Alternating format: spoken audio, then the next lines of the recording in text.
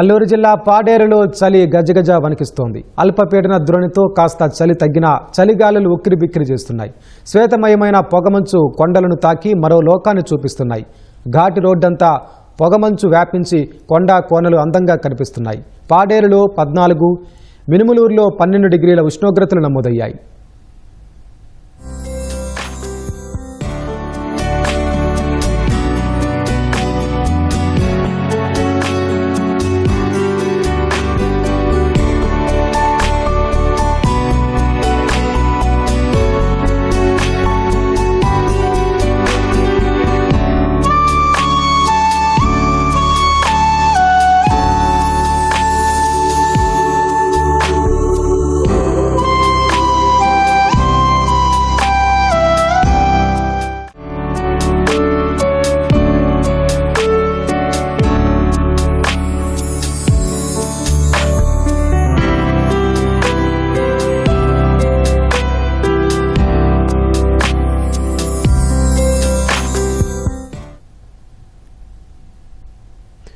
మరింత సమాచారం మా ప్రతినిధి శివ అందిస్తారు. భిన్న వాతావరణాలకి నెలవైంది అల్లూరు జిల్లా పాడేరు.